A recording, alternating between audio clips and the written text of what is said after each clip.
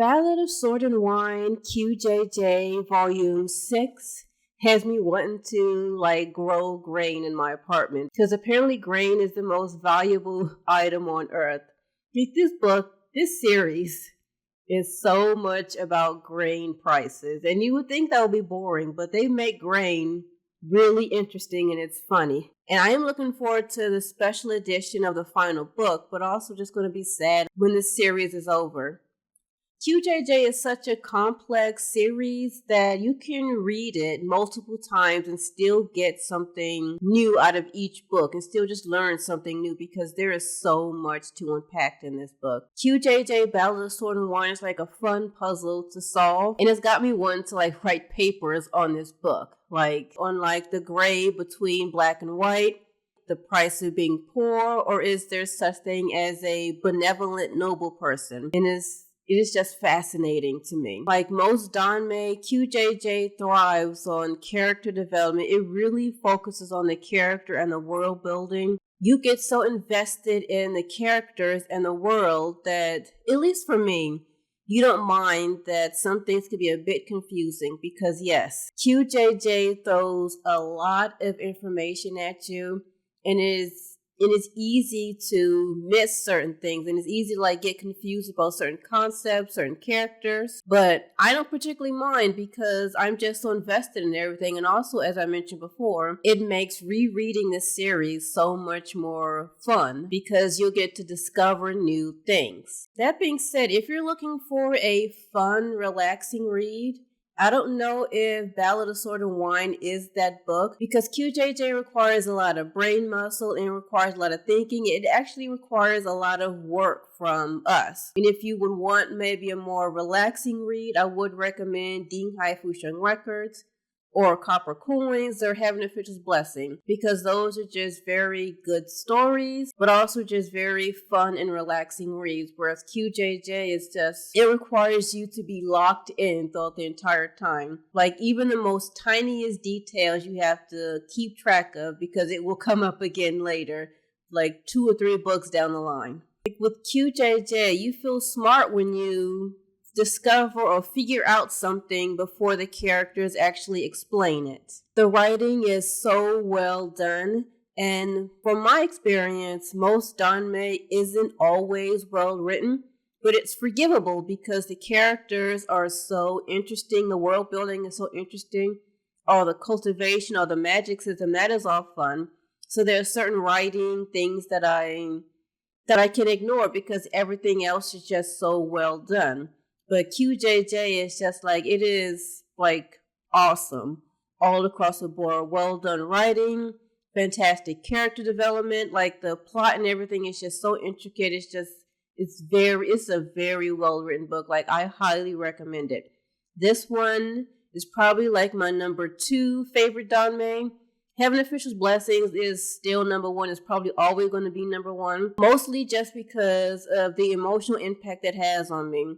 Heaven Official's Blessing got me into Danmei, and it's also just my comfort read. But QJJ, I love this book so much. I just can't gush about it enough. I just love it so much. Now we're going to get into some spoilers about QJJ Ballad of Sword and Wine Volume 6. I was a bit nervous when Xiao Jie and Xin Jiechuan established their relationship by, I believe it's book 2, because with Danmei, as I mentioned in another video, Danmei is typically slow burn and you don't really get any sort of confession scenes until towards the end of the series or maybe towards the middle of the series, but you never get it that close to the beginning of the series. And it made me kind of nervous because I used to watch a lot of romance anime, and I also read yaoi. And when the relationship gets established that early, it usually means we're in for a whole lot of relationship drama. So there will be the miscommunication, there'll be the third party trying to jump in and break up everything. There'll be just a whole lot of angst. And honestly, I'm not a huge fan of relationship angst. I don't particularly think that's fun. It's only in rare occasions, like with Grandmaster of Demonic Cultivation, where I am okay with angst, but for the most part, I don't like angst. I really don't like the whole miscommunication trope. I don't like the third party trope. And I was a bit nervous about what was going to happen with their relationship when it started so soon. But happily, this series is not really about a whole lot of miscommunications or anything like that. It's just basically about both Xiao Qie and Shin Zichuan reaching towards their goals and then using each other as like comfort as they help each other reach their goals. So there's not really a whole lot of conflict in their relationship because as the series progresses, they just get closer and closer together, and all they're doing is reaffirming their relationship. And I like that. I love that so much. But also, I wouldn't classify QJJ as more romance because after the first two books, the romance is just, I wouldn't say it's non-existent, but it's not as prevalent in the story as it was in the beginning. Like in book 6, the romance is there, but it is very it's very subtle. So if you're looking for like a good romance story, I don't know if QJJ would be the one for you. Their relationship just continuously gets deeper and deeper with each book, but it's also kind of a blink and you miss it kind of thing. And I'm okay with that because I just love everything about this book. The political intrigue is just so fun, and you get sprinkled in romance. It's just a perfect balance of just plot and then some sweet romantic elements between the characters. After reading book 5 and that ending, that such a heartbreaking ending of book 5, I was kind of nervous about going into book 6. And actually, I had considered letting the books pile up so I can binge read them because I kind of figured that book 6 would be very dark. Because, again, spoilers, at the end of book 5, Xiao Qie's father, he was killed by the bandits. And his father, Xiao Fengyu, was the pillar of Li Bei, because his brother, Xiao Jiming, he was injured and he couldn't really lead the army anymore. So Xiao Fengshu was leading it. Going back to book 5, a lot of book 5 was them talking about the fact that it was bad, that Li Bei's entire structure, the entire army structure, was so surrounded by one person. Because what happens when that one person can't be in that leadership position anymore? And they were still trying to solve that by the end of book 5. So when you go into book 6, you kind of expect that the Li Bei army is going to be like in shambles because there was no replacement. And their entire structure was around both Xiao Jiming and Xiao Fengshu, both of which are not in a position to lead the army anymore. And Xiao Qie, he is still so young, and he is yet to develop any relationship, any standing among the people, so he can't really step in and help. So the beginnings of the book, it was very dark. It was basically about the Li Bei army losing again and again and again. And it was just so heartbreaking. But fortunately, it wasn't this like meat buns kind of dark kind of trauma where you leave the book absolutely glassy-eyed wanting to like scrub your brain of all that you read. Not that I love meat bun, by the way, but a lot of her books are just very traumatizing. Whereas QJJ, it was dark, it was heartbreaking, but I kind of felt like it wasn't traumatizing. And they also were good at balancing like humor moments to give you like a nice little laugh in the middle of all of the hopelessness of them losing, but also them mourning. But they can't really stop and mourn because the bandits just keep attacking them and they just keep losing. And it's just all bad. But the humor moments, like for instance, when Xiao Jiming was asked what they did to get Shin Zichuan on their side because Shin Zichuan is rich and he is very happy to use all that money to help Li Bei. And Xiao Jiming just responded, "Good looks." And that was so funny. And then you have that whole scene with Yin Chen where he doesn't like bathing. And when you meet him, he hadn't bathed in like 2 months. And there was just so many descriptions about how he smelled and how he was dirty and how he looked and all of that. And it was just so funny watching everyone react to him. If you removed all of that information about how he wasn't bathed, and if you just removed that aspect from him, like the story wouldn't have really changed. But that addition was such a nice and fun, humorous moment that offset a lot of the darkness and like heartbreak that was going on. And it was just such a fun break from all of that. And one thing about the Xiao family, which I have found interesting just from the very beginning, especially like Xiao Jiaming and Xiao Qie. Like a lot of people since the beginning, people have kept saying that Xiao Qie was born at the wrong time because of his looks and how his demeanor is more like his father's, whereas Xiao Jiming's is not. And if they were maybe a different family, this would be like son put against son, where Xiao Qie was trying to like usurp his brother, and Xiao Jiming was trying to keep him down because he wants to keep his position. But this family, they were close enough where they were perfectly fine keeping to their lanes. Xiao Jiming knew his role, and he was quite happy to be in this role, but also help his brother move up. Whereas Xiao Qie was also quite happy in his role, and also happy to help Li Bei wherever he can. And you see with all the noble families in Chudu, whereas there's all this infighting and everything, whereas we have the Xiao family where there was just no infighting at all. There was just like love, which makes their father, Xiao Fengyu's death, just all the more heartbreaking because you see how close they were. But I just find it just fascinating at the contrast, because the Xiao family, they are common born, they aren't nobles. Xiao Fengshu rose up to become the Prince of Li Bei basically from like hard work and a lot of fighting, but they are not noble born. Whereas all the noble born people are just all this fighting and all this like everything, and there's just no family connection or anything. There doesn't seem to be any love between like family members, siblings, parents, aunts and uncles, anything like that. As I mentioned earlier before, like with QJJ, you have to really pay attention to all the characters' names and all the plot points. But the thing is, even if you do pay attention, you're gonna miss stuff. And I was missing stuff because they were mentioning characters, and I was just like, who is this character? And I had to go look in the glossary to like figure out who this person was. And I mentioned before Yin Qing. He is a new character. And he was mentioned like a whole lot towards like the middle of the book. But then we had like a section of the book where he wasn't mentioned. So when he was brought up again, my first thought was, who is this guy?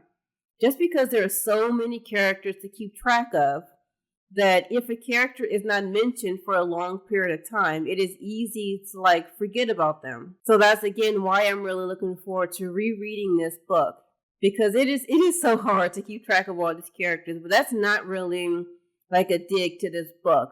I find it fun trying to like piece together all the things and trying to remember all the different characters, all their relationships, and all of their like roles in the story. So for the most part, most of this book takes place in Zhongbo, and it's really dealing with Li Bei trying to fight against the bandits, but it's also about Xin Zichuan becoming the emperor of Zhongbo. So we don't really get a whole lot of insight into what's going on back in Chudu until the end of the book.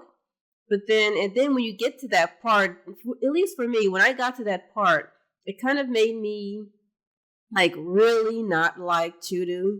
Because for this book and also with the previous books, you really get like the state that the like Zhongbo was in because of all the bandits. And also because the noble people are like leeching off of the poor in order to stay wealthy. And for book 6, especially, you see like the absolute lengths that they will go to keep like leeching off the poor. They're leeching off of them simply because they think they deserve it, because they were born noble. And at the beginning of the series, I kind of had I was more sympathetic towards the Empress Dowager, because as a woman, she doesn't have a whole lot of control, so she's trying to exert some control in a bad situation. I don't particularly agree with how she's doing things, but I get it. I get what she's doing. But then when you get to this book, and it's just like, I just really don't like her. Because again, she is fighting for her life for these noble people to continuously like leech off the poor. But also, it's just all so frustrating because like they want like Li Bei and cheat on to go fight for them, to go out there and fight these bandits for them, but then they don't want to pay them. They don't want to give them grain. These people have to like go there and beg them for food, but they're just like, please go out there and continue fighting for us, but we're not going to give you anything. If you want something, you're going to have to do this for me in order to get this. And it's just like, these people are out there like fighting, down, suffering for them, and they're just in their cushiony rooms playing politics. And it's also just super frustrating reading that now of all times.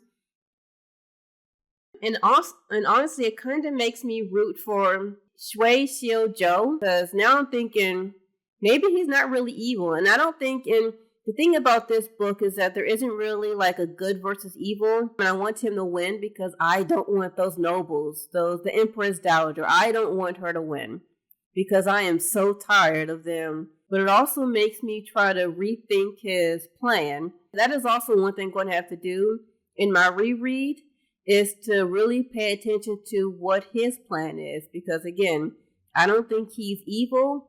I think him and Xin Zichuan have kind of the same goal. It's just that they have different like ideas of how to reach that goal. But also on another, I guess, lighter note, all of the battles, all the formations, all the close combat battles, all the battles on horseback, all the sieges, all like the battles in this book are just so well written. But also, because the author uses a lot of like formations and weapons that I've never heard of, it's also kind of difficult for me to picture the battles. And that is not really a complaint because I can just look up all the like battle formations or anything, and that is just fine. But not really understanding a lot of the like intimate details of it doesn't really pull back from me really getting invested in the battles, because you're invested in the characters and you really understand the stakes. What is at stake if they lose this battle? The only real complaint that I have about this book is this one scene towards, I guess, the end of the book, where Xiao Qiye is in battle and Xin Zichuan gets word that Xiao Qiye has just disappeared. People are assuming he's injured, but they don't know how to get to him. And Xin Zichuan basically runs out and just gets on his horse and just goes after him. And then we cut back to Xiao Qiye, and he's laying a trap for the bandits. But the thing is, we never actually understand what happened to Xiao Qiye. So, like, they say he disappeared. But then, like, what happened to him? How did he get... What actually happened when he disappeared? Like, what exactly does that mean? And how did he free himself? How did he save his people? How did he save his army? What happened between the time he disappeared and the time he was, like, laying a trap for the bandits? Like, I don't understand that part. But you guys can let me know if I missed something.